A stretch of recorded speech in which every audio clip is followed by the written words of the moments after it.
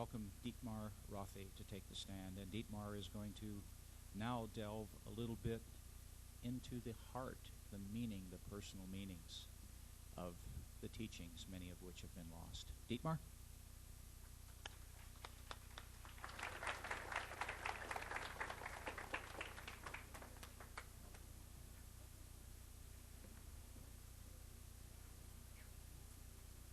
Thank you, Bob. And I want to thank everybody here for being here. Spiritual wisdom and the responsibilities of life are not the most popular subjects. Nevertheless, they should be. And what I have to say to you today is perhaps the most important message you may hear in a lifetime. Now, please know that this is the first time I will be speaking publicly on a non-scientific subject. The role of being a preacher is new to me. So bear with me and with my heavy German accent. I will speak slowly because every word is important. You may ask, what the hell does a scientist know about spiritual teachings? Let me just summarize my answer by saying that I've seen the light and that I have accepted the presence of a spiritual realm underlying the physical world, a reality that rules all observable events. My own path from ignorance to awareness is detailed in a recently published book with the title In Search of Truth and Freedom. I will be glad to autograph copies of this book, which will be on special sale after this talk. According to my viewpoint, which is in total alignment with the teachings in the TJ meaning Talmud of Jmmanuel, extraterrestrial beings have monitored and guided Earth's humanity's evolution for millions of years. We need to get beyond discussing mysterious lights in the sky and arguing the pros and cons of UFO reality. Rather, we need to accept the alien presence and learn to deal with its philosophical impact. And we need to extract meaning and value from this for our own spiritual growth. Only ignorant people with an impoverished consciousness will keep asking, is there intelligent life out there? In truth, the entire universe is alive and intelligent because the infinitely intelligent creation spirit maintains everything that exists within its consciousness. The time will come when humankind must turn around and become reacquainted with the eternal values of life. TJ 36:26. And brothers and sisters, this time is now. Jmmanuel says in TJ 10:44, truly, I have not come to bring peace, but the sword of knowledge about the power of the Spirit, which dwells within humans. Every one of us has an immortal spirit, which is a fragment of the universal spirit of creation. And the power of this spirit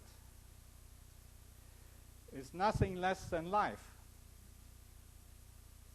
The power of the spirit. But why does Jmmanuel talk about the sword of knowledge? Because it cuts through the crap.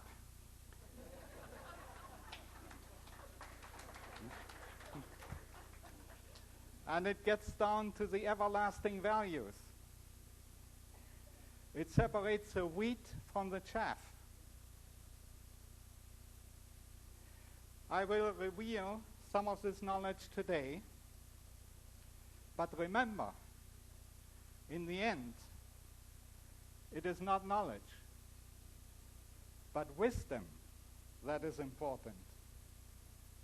The wisdom to apply this knowledge to your life and your spiritual growth.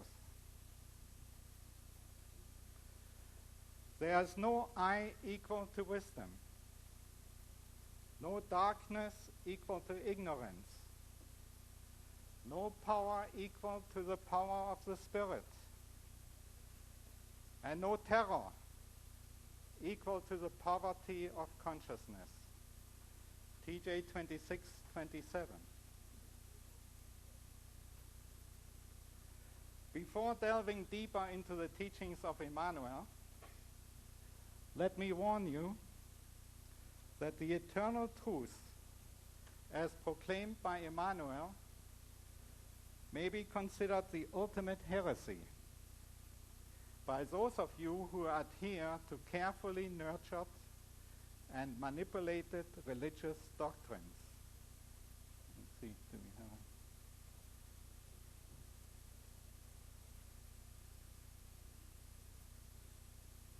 slides? Let's see.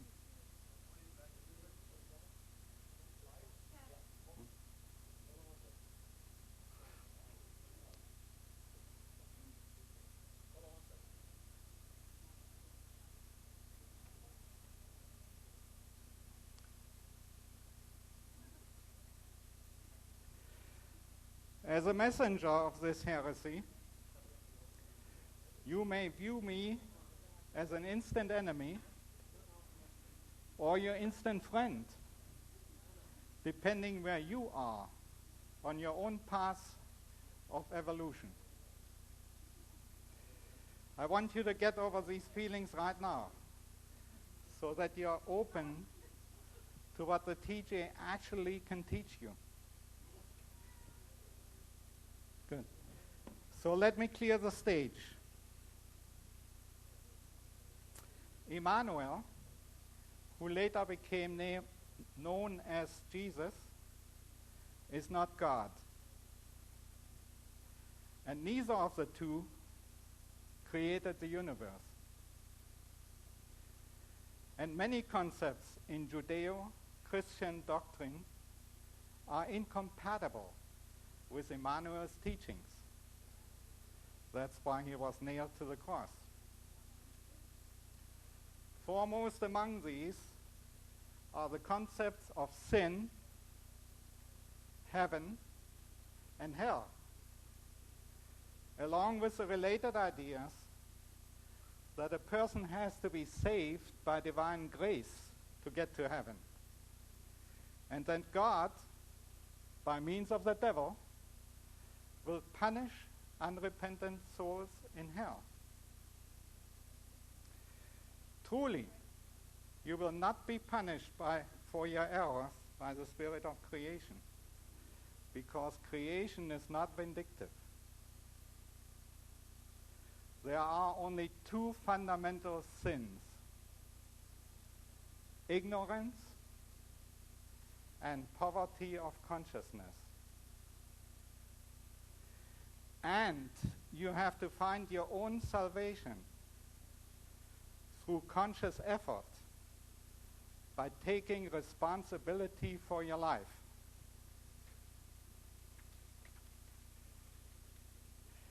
Keep this in mind for the rest of my presentation.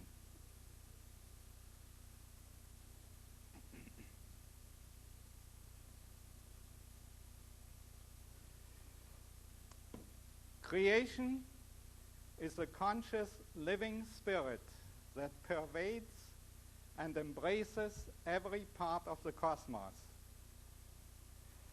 It is infinite because it creates all space. It is eternal because it creates time rather than being subject to time. It manifests in every star, in every galaxy, and in every subatomic particle. It is all-powerful because it drives all processes throughout the universe. It is all-knowing because it is the source of all intelligence. It is alive because it is the sum total of all living things. It can appear in any form because it creates all form. It rules the universe, including all conscious life, through its eternal laws. The cosmos contains all kinds of life forms, including gods, space-traveling species, and Earth humans. God is a human being, like all the celestial sons and the terrestrial humans, except that he is vastly greater in consciousness. TJ 4:40.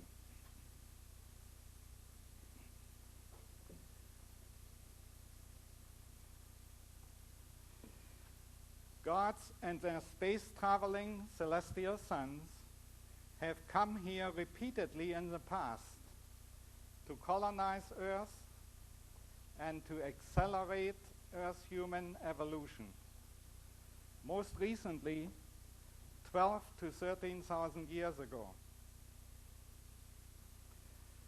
Behold, God and his followers came from the depths of space and created here a new race and home with the early women of Earth. TJ 188. Michelangelo's version of God and his followers creating Adam is mostly symbolic, but otherwise accurate, insofar that it depicts God and his celestial sons as fully human figures and arriving from the heavens.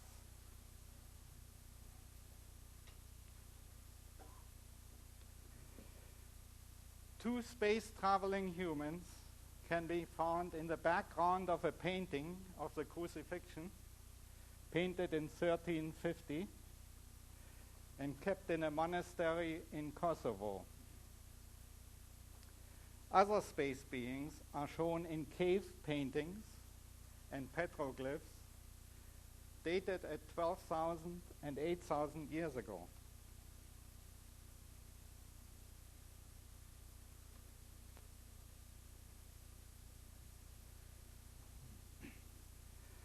Their faces shone like the sun, and their eyes looked like burning torches.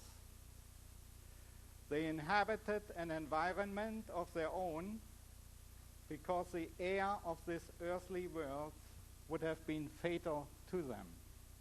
TJ 4:24.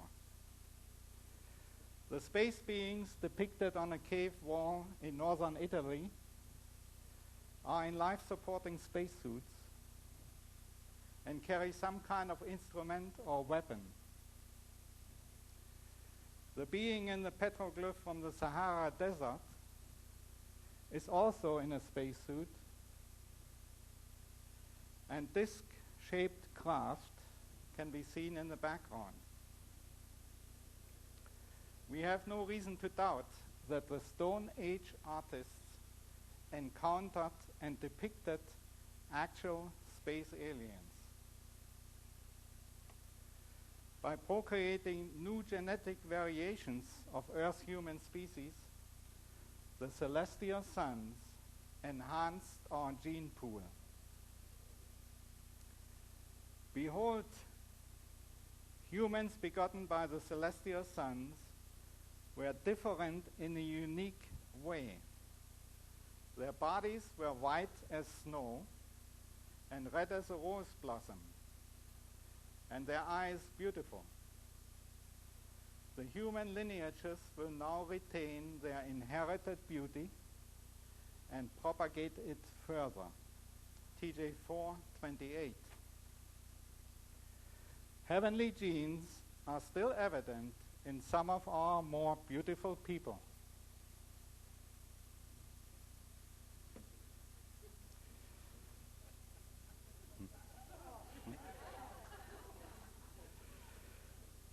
Now that I have your attention, let me get to the more serious parts of the spiritual teachings. Humans throughout the universe are destined to evolve spiritually over many reincarnations. The Plejaren teachers of Jmmanuel define 7 levels of spiritual development.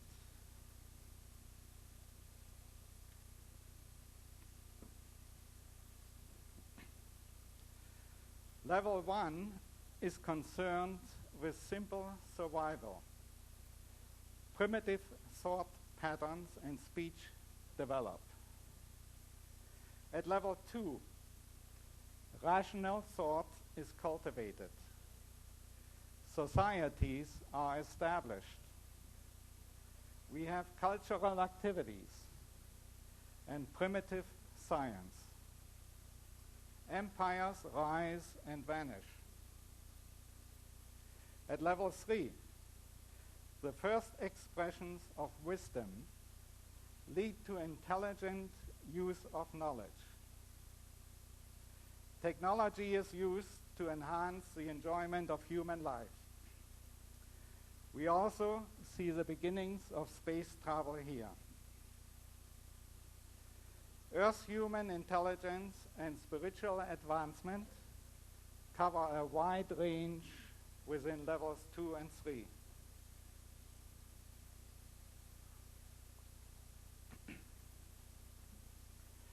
At level 4, humans are grasping the spiritual nature of reality and begin to utilize their spirit power.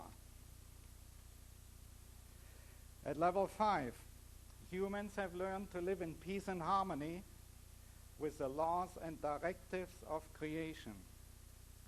They are able to distort time and space for intergalactic space travel.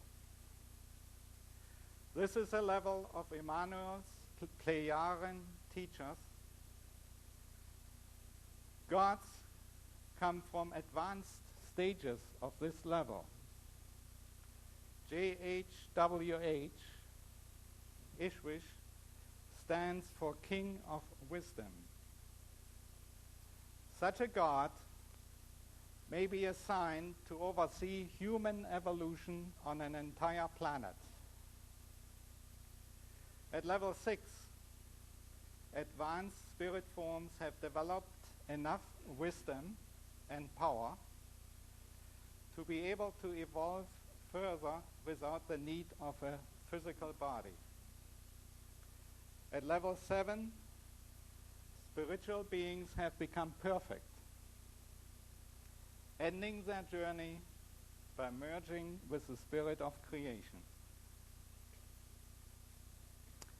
I will now discuss the laws and directives of creation, which govern life and which allow individual spirits to evolve. The fundamental principles of the creational realm are shown here.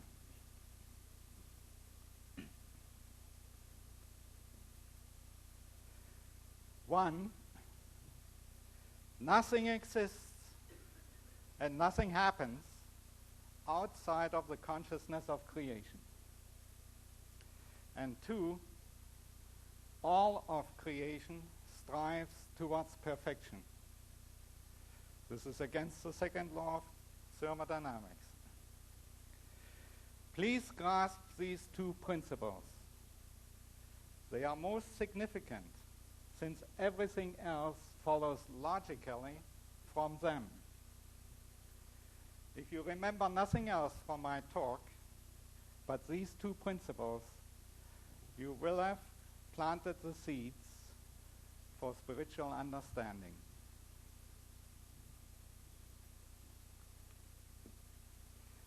Creation evolves over eons of time according to eternal principles and laws, which I have attempted to condense into convenient sound bites here.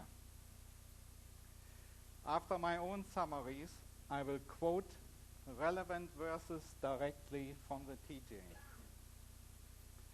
We distinguish between laws of creation and directives of creation. The laws define the principles and forces governing the evolution of the universe. These creational forces which drive evolution are life, creativity, logic, love, and wisdom.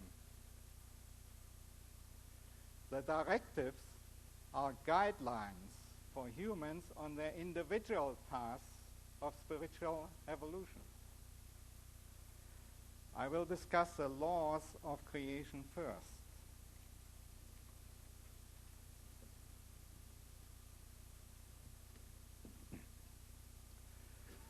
The laws of creation are the blueprint of reality.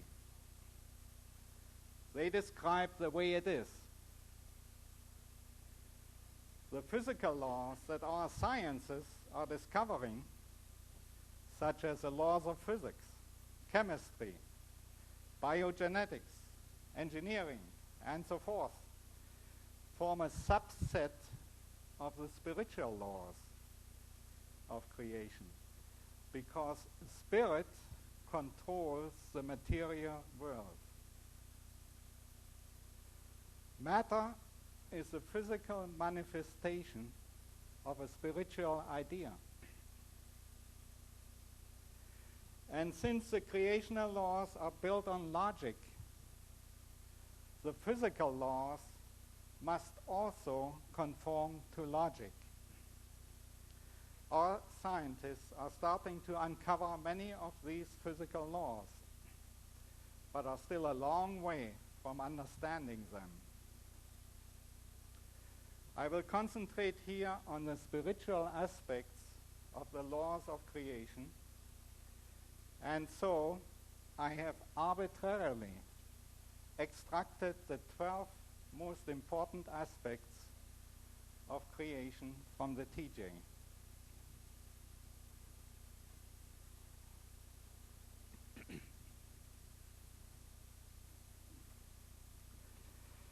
One, immutability. Creation and its laws are eternal and unchanging. You can rely on creation.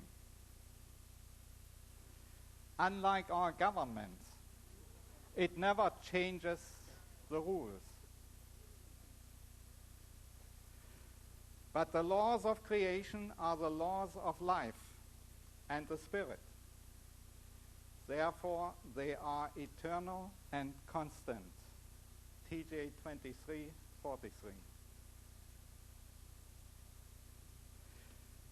2, omnipresence. Creation is all and ever present. It brought forth all that exists out of itself. It is the source of all power and endows everything with spirit and life. Within itself, creation is pure spirit and therefore infinite power. because it is one within itself, and nothing exists outside of it. TJ 21:28. Omnipotence. Creation is omnipotent. In its creativity, love, logic, and wisdom, and in its spiritual power, creation stands immeasurably high above all individually existing life forms. Jmmanuel preached powerfully, saying, "Behold, creation stands above humanity, above God, and above everything." TJ 34:1.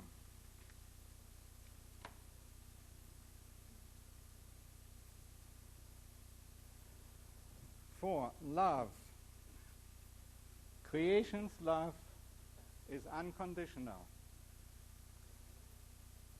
Truly, I say to you, a love that is unlimited, constant, and unfailing is unconditional, and is a pure love, in whose fire all that is impure and evil will burn. Such a love is creation's love. TJ 32:39.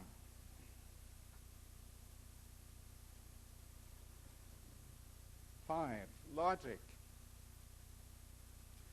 Every effect has a cause. Every action has a consequence. When you violate the law of creation, you have to accept the consequences. If the universe did not function according to logic, our sciences would be useless, because mathematical prediction would be impossible. Commandments and laws are valuable only when they are derived from wisdom, and hence are logical. TJ 26:11.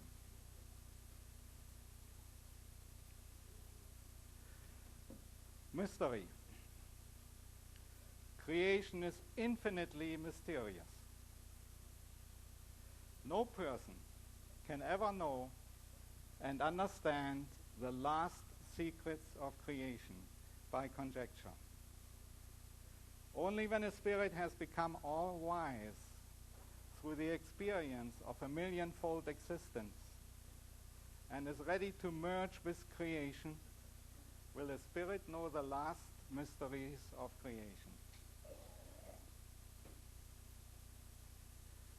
No one knows the secret of creation, not even one person, and therefore neither God nor his followers. TJ 11:29.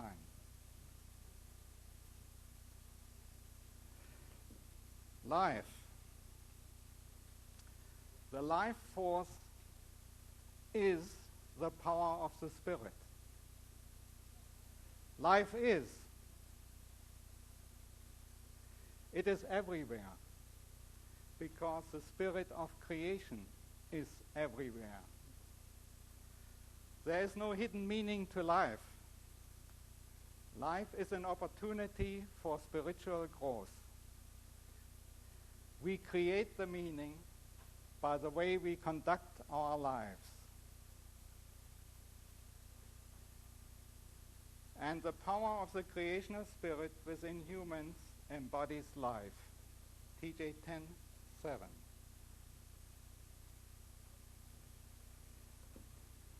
Creational evolution. Creation never stops creating in the process of perfecting itself. Since creation is spirit and thus lives, even it must forever perfect itself. TJ 34:3.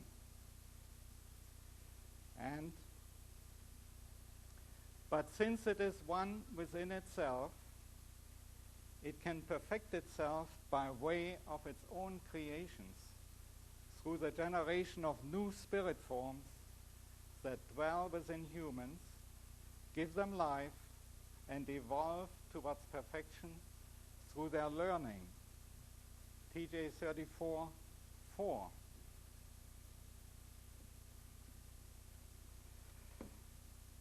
Human evolution. A human spirit expands and flourishes by enriching itself with love, logic, and wisdom.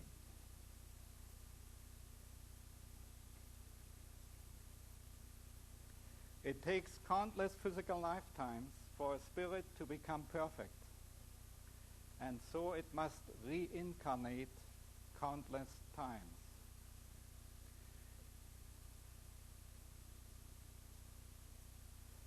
The spirit of each person is created specifically for the task of perfecting itself and gaining wisdom. TJ 21:25. This brings us to the subject of spiritual immortality and reincarnation.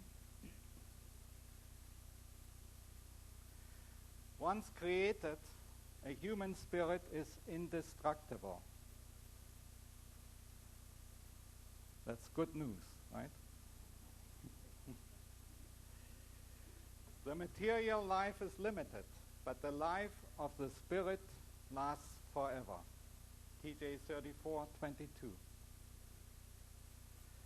A human spirit evolves through the experience gained in many lifetimes, because the spirit can only learn through the experience of life in a physical body. Only through the circumstances of human life can humans develop and use their creational powers in consciousness and in spirit. TJ 32:25.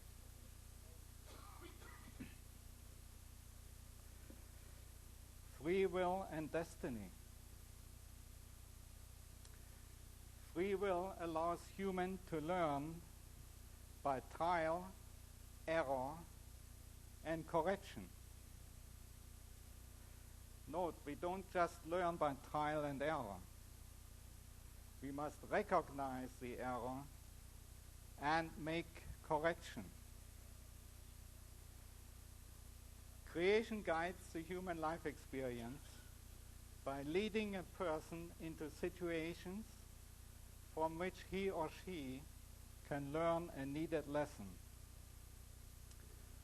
Psychologist Carl Jung called these situations synchronicities. You may be familiar with these. Thus, humans live with the mission of perfecting their spirits and obtaining insight and knowledge through mistakes, so that they may lead the lives for which they were destined. TJ 18:53. And thousands of lights will guide humans along their paths, provided they observe and follow them. TJ 32:31. And last but not least, the subject of justice.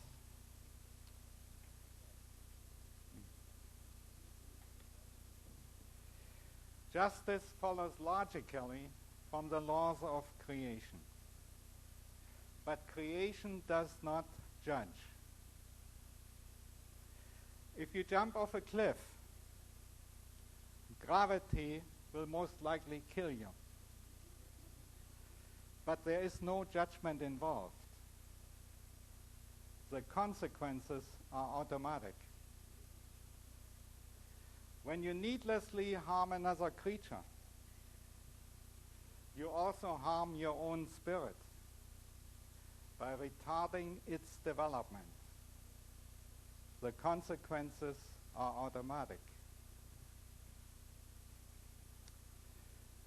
When one makes a mistake that serves the insight, knowledge, and progress of the spirit, there is no punishment, neither in this life nor in any subsequent life. TJ 18:52.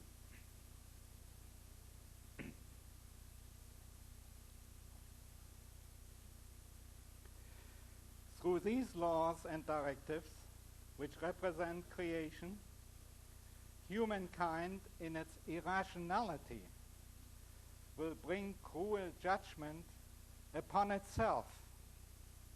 TJ 25:47. Another bit of wisdom that is rooted in this law of creation is, as you sow, you will reap. Or in street language, what goes around comes around. We may consider this the inverse golden rule. As you treat others, so they will treat you. And this is the way it is.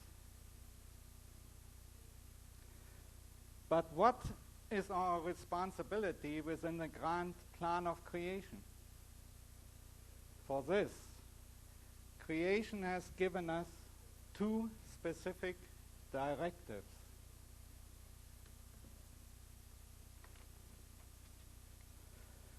These are: 1, seek wisdom and the creational realm, and 2, honor creation above all. In common language, the first directive means take responsibility for your life and your spiritual evolution. Emmanuel replied, the highest directive in the law of creation is this: achieve the wisdom of knowledge, so that you may wisely follow the laws of creation. TJ 23:35. And first, humans shall tend to their own progress in consciousness and spirit, so as to produce creational harmony within themselves. TJ 32:14. I have listed 5 action items under the first directive. 1, perfect your spirit. Therefore, humans should try without ceasing to broaden and deepen their knowledge, love, truth, logic, true freedom, genuine peace, harmony, and wisdom, so that the spirit may be perfected and lifted up into its true home, becoming one with creation. TJ 36:28. 2, attend to your spiritual needs first. First, seek the realm of your spirit and its knowledge, and then seek to comfort your body with food, drink, and clothing. TJ 6:52. And what would it profit them if they should gain the whole world, yet still damage their consciousness? TJ 18:38. 3, learn through life's experiences. Helen Keller said, life is either a daring adventure or nothing. And of course she was right. Seek new wisdom through new experiences. Humans gain experience in the use of their powers and capabilities only by trying daily to unlock them. TJ 32:26.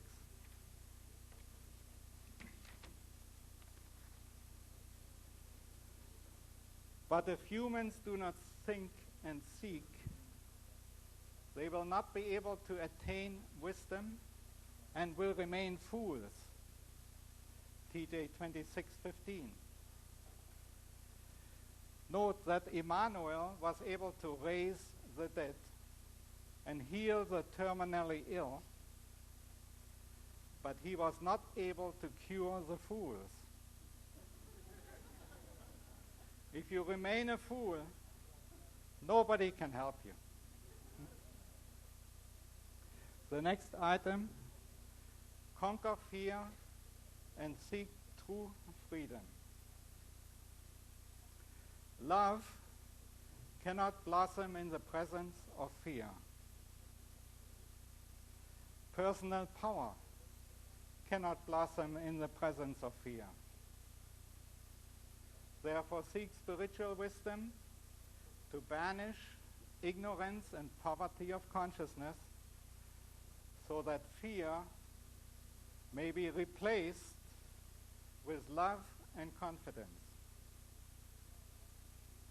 Free yourself from the enslaving power of false doctrines, evil passions, addictions, negative emotions, imagined needs, and attachments. No greater darkness rules within humans than ignorance and lack of wisdom. TJ 32:15. And greatness of personal victory requires uprooting and destroying all influences that oppose the creational force. TJ 32:16.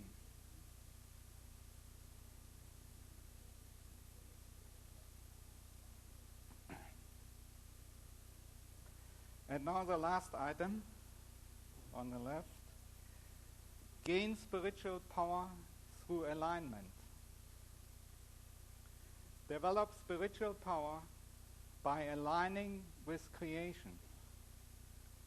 Create a will that is aligned with the will of creation. So you learn to control your destiny. When a person aligns everything into this unity, making everything into one, and then says to the mountain, move away, then it will move away. TJ 34:49. And know this, whatever a person may wish to accomplish, they must always first create the will to do so, because this is a law of nature. Thus a person determines the course of his life, known as fate. TJ 21:17. The second directive of creation is honor creation above all. But the other directive, equal to the first, is this: you shall consider only creation as omnipotent, for it alone is constant in all things, and therein is timeless. TJ 23:39. There are three related aspects of this directive. One, honor the spirit within. Love and honor the spirit within you and in others. My spirit, you exist within omnipotence. May your name be holy. TJ 6:12. 2, respect the web of life. Recognize that all life is interconnected and one in creation. Biologically, and spiritually. Chief Seattle said it well. Man did not weave the web of life. He is merely a strand in it. Whatever he does to the web, he does to himself.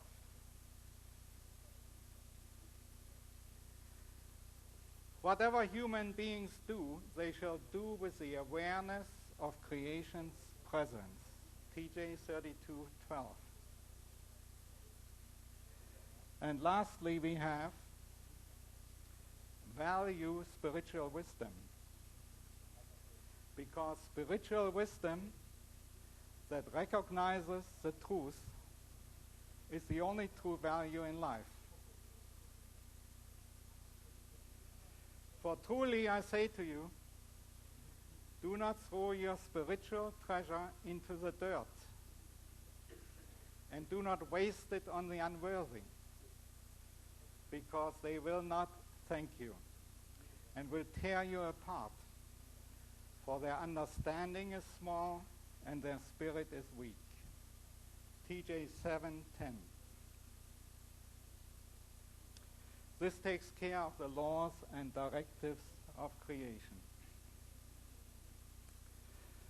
Now, some of you will want to know what happened to the 10 Commandments that Moses brought down from Mount Sinai. The TJ acknowledges all of these commandments of God, albeit in modified form, plus some additional ones.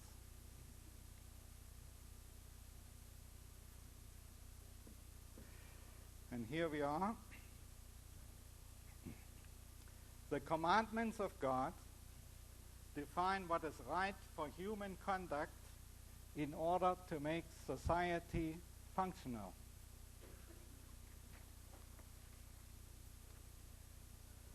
The laws of God and those of the emperor are human laws and are intended to maintain law and order among the people. TJ 23:42. The commandments in the pink boxes are related to the original commandments in Exodus 20.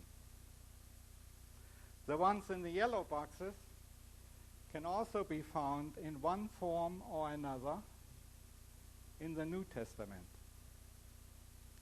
Numbers 5 and 6 in the white boxes are conspicuously absent in the biblical scriptures. We find this strange since the abuse of power and the greed for wealth are the primary obstacles that prevent our societies from achieving peace, harmony, and justice. Could it be that the ancient gods were still afflicted with such human attributes, such as lust for power, for control, and for possessions, so they could not enforce laws against such behavior? I will quote from the TJ only, where Jmmanuel's teachings differ greatly from the commandments in the biblical scriptures. Number 1, but the highest commandment of the law of God is this: you shall honor God as the ruler of the 3 human lineages and obey his laws, for he is their king of wisdom and a good and just counselor. TJ 23:36. Note, there's nothing here about living in fear of the wrath of a jealous God. Number 2 in my list is a golden rule, familiar from the New Testament. Everything that you wish people would do to you, do likewise to them. TJ 7:16. Following the golden rule will come natural to you if you have learned to observe the second directive of creation. to love and honor the Spirit within you and others. But note also the following passage from the teaching. Offer your love wherever it is warranted, and punish wherever the laws of nature demand punishment. TJ 5:41.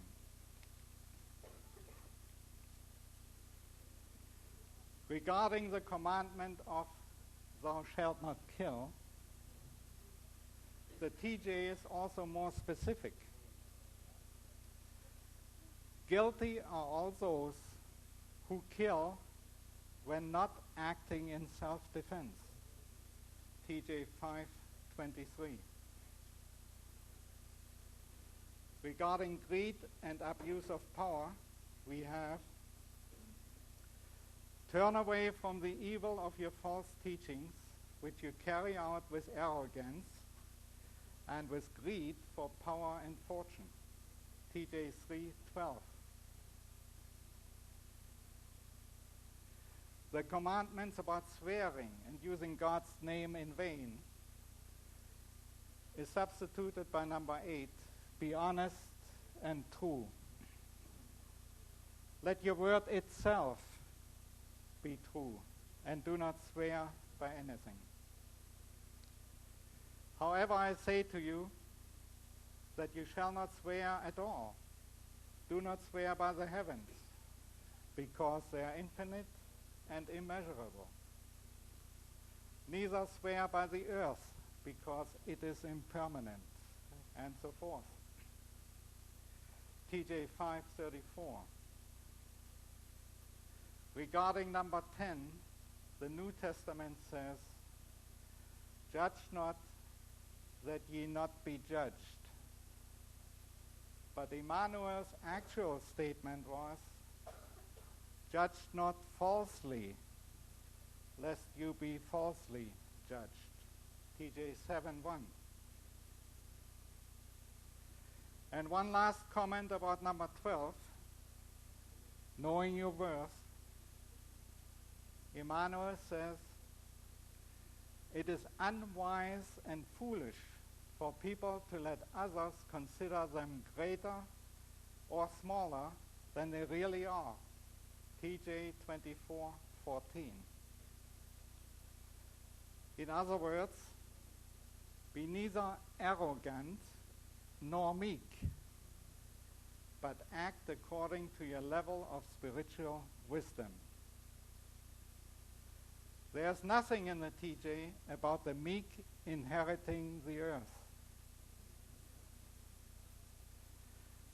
The earth is destined to be ruled by wisdom,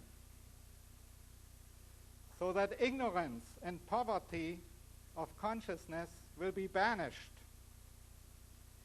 and so that love, peace, and harmony can flourish.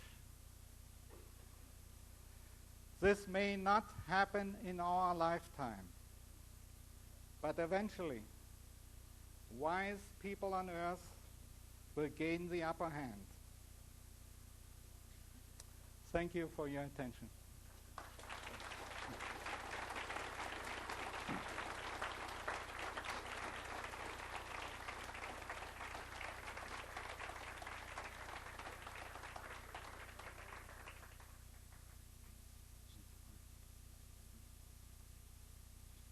Thank you for sharing a bit of that wisdom from the Talmud.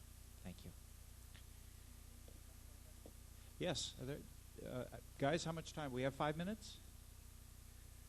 Okay, if there are any questions, Dietmar will address questions for 5 minutes.